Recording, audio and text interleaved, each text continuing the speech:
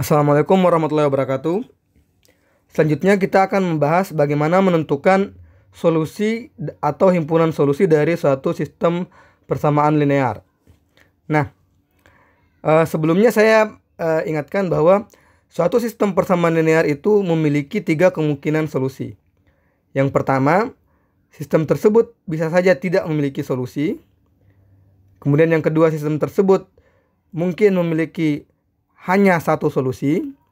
Dan yang terakhir adalah sistem tersebut dapat memiliki tak terhingga banyaknya solusi. Suatu sistem persamaan linear yang tidak memiliki solusi itu disebut sebagai sistem persamaan linear yang tidak konsisten. Sedangkan sistem persamaan linear yang memiliki solusi, baik itu satu maupun tak terhingga banyaknya, itu disebut sebagai sistem persamaan linear yang konsisten.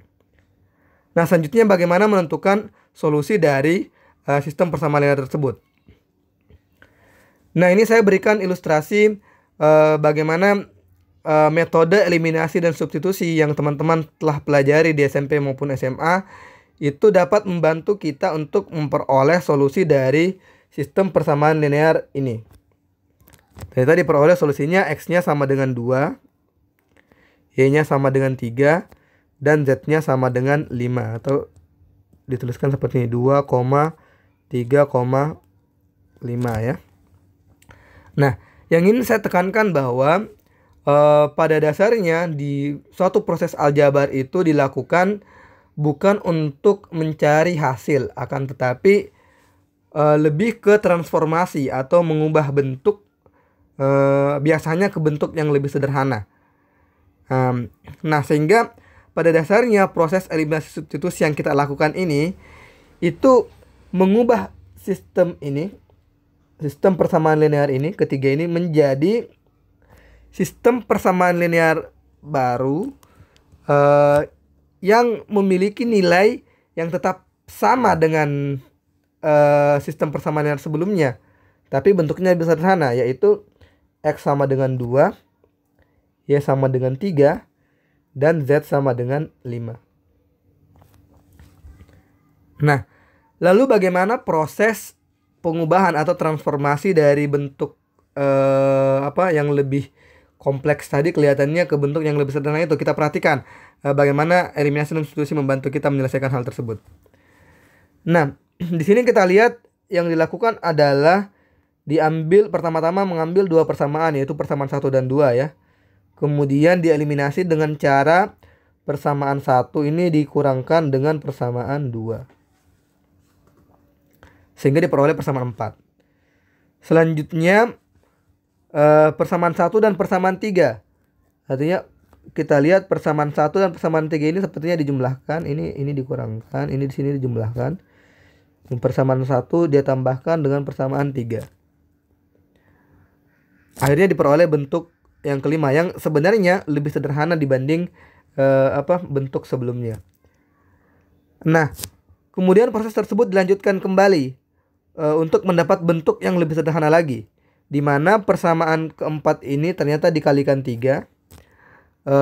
Kemudian selanjutnya dia dikurangkan dengan persamaan kelima. Nantinya di sini 3 kali persamaan 4 ya.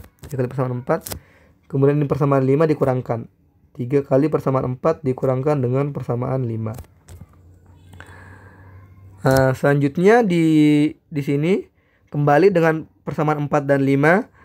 Persamaan 5-nya sekarang yang dikali 2.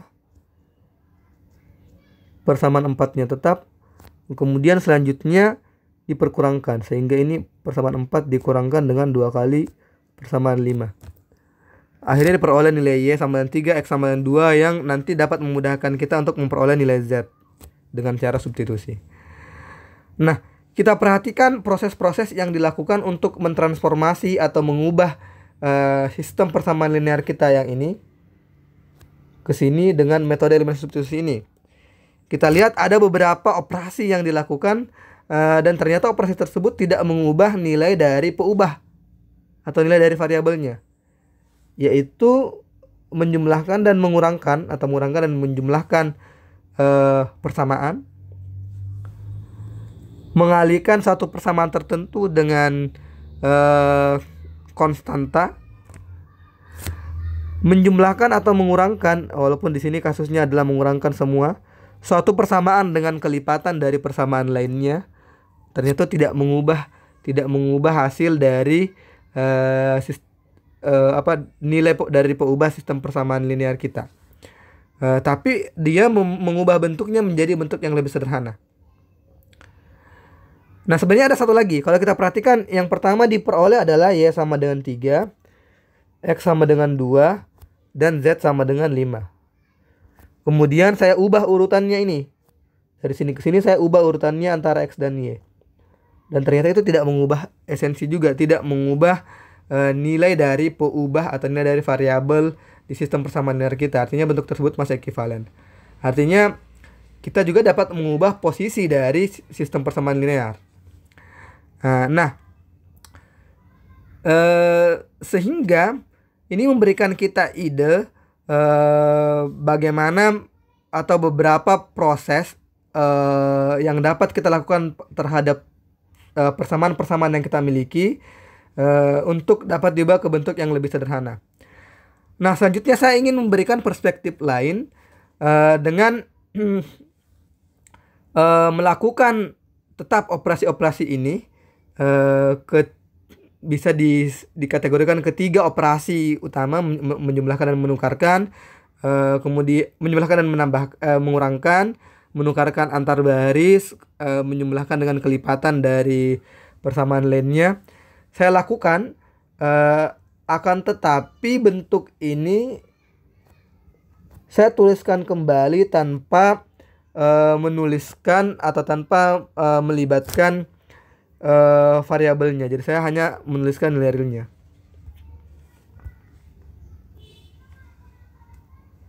Oke, sorry.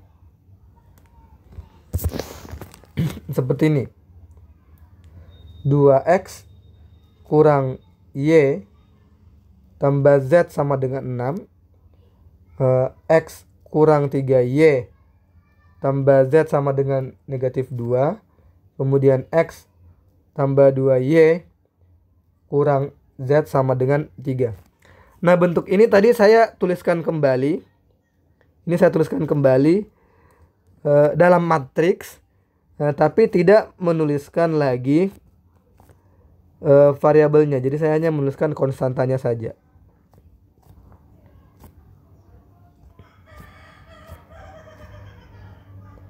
Nah, bentuk ini disebut sebagai matriks diperbesar. Ini pengenalan istilah ya. Matriks diperbesar dari suatu sistem persamaan linear. Atau istilah lainnya disebut sebagai augmented matrix. Nah, selanjutnya kita akan mencoba mentransformasi bentuk ini ke bentuk yang lebih sederhana dengan ketiga operasi tadi. Nah, yang pertama-tama saya akan mengurangkan persamaan pertama dengan persamaan kedua seperti yang dilakukan oleh di proses kita sebelumnya. Sehingga akan diperoleh hasil 1, kemudian min 1 kurang min 3 2 ya. 1 kurang 1 0, 6 kurang negatif 2 8. Yang lainnya tetap. 1 min 2 min 1 2 min 1 3. Nah, selanjutnya saya melihat potensi di sini, ini rasa-rasanya mirip, sama ya, malah ada 2 unsur yang sama. Maka mungkin akan lebih cepat jika saya akan mengurangkan antara persamaan 1 dengan persamaan 3. Sehingga akan kita peroleh 1 kurang 1 0, 2 kurang 2 0, 0 kurang min 1 1, 8 kurang 3 5. Kemudian selanjutnya yang lainnya tetap 1 min 3 1, min 2 1, 2 min 1 3. Nah, sebenarnya bentuk ini pun sudah sangat sederhana dan sangat membantu ya. Kita lihat jika kita mentransformasikan kembali ini persamaan baris pertama ini ke dalam bentuk persamaan, ini kan sebenarnya ya adalah Z sama dengan 5, yang sudah menunjukkan satu solusi sebenarnya, satu bagian solusi, sehingga nanti tinggal disubstitusikan untuk menjernihkan bentuk. Tapi saya akan tetap mencoba untuk stay di bentuk matriks kita ini. Nah, selanjutnya saya akan menyederhanakan dua persamaan ini lagi. Mungkin saya akan jadikan patokan yang di atas supaya tidak diubah-ubah lagi. Sehingga selanjutnya baris kedua ini atau persamaan kedua ini saya akan perkurangkan dengan persamaan pertama. Persamaan ketiga ini saya jumlahkan dengan persamaan pertama sekaligus saja ya. Sehingga nanti saya peroleh hasil 0, 0, 1, 5 tetap ya. Kemudian 1 kurang 0, 1, min 3 kurang 0, 3. Sorry, min 3. Jadi 1, min 3, 1 kurang 1, 0. Min 2 kurang 5, min 7. Kemudian di baris ketiganya 0, 1 ya. Dijumlahkan ya. Kemudian ini saya jumlahkan juga 0, 3 tambah 5, 8. Nah, sudah lebih sederhana lagi sekarang. Kalau begitu bagaimana kalau kita perkurangkan antara persamaan ketiga dan persamaan kedua? Mungkin persamaan ketiganya saja yang saya tulis. Persamaan 3 dikurangkan dengan persamaan 2. Sehingga akan diperoleh hasil 0, 0, 1, 5. Persamaan 2-nya tetap 1, min 3, 0, min 7. Kemudian 1 kurang 1, 0, 2 kurang min 3, 5. 0 kurang 0, 0 ya. 8 kurang min 7, 15. Nah, ini pun sangat sederhana sebenarnya jadinya sekarang.